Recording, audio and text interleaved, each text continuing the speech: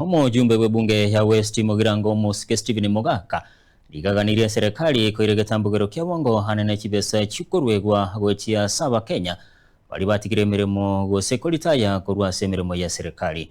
Mogaka gukwana se bunge nene litukulia lero ligaganirie komiti etente kibesa na sekia abantu bali batali konyora kibesa kyobo ase chinga kichitambe magaga yogo tige emirimo ase bono bagende tegwetira obugima obokongu asate buna Kenya bo bagani tikibese ekyo eri wekirani amagima abo amagani abakira litiko.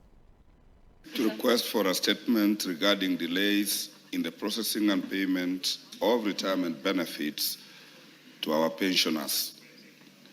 Honorable Speaker, pursuant to the provisions of Standing Order number 44-2C, I wish to request for a statement from the Chairperson of the Department of Committee on Finance and National Planning regarding persistent delays in processing and remittance of retirement benefits to retired public servants across the country.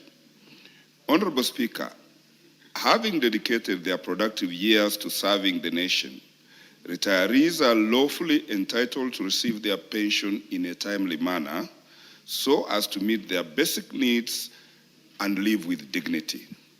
Regrettably, Honorable Speaker, many pensioners continue to face prolonged delays in the processing and payment of their benefits, thereby subjecting them to financial hardship during their retirement years. Honorable Speaker, these delays have caused unnecessary suffering, particularly for pensioners who rely solely on their monthly pension to meet daily needs, to access medical care, and to support their families. The situation is even more dire, Madam Speaker, for elderly pensioners, some of whom endure extended waiting periods, while others tragically pass on before receiving the benefits they earned through decades of public service. Honorable Speaker, it is against this background that I request for a statement from the Chairperson of the Departmental Committee on Finance and National Planning on the following. 1. The status of pending pension claims as at June 2026 and the number of pensioners whose retirement benefits remain unpaid across the country. Number 2, the reasons for the persistent delays in the processing and payment of pensions and retirement benefits.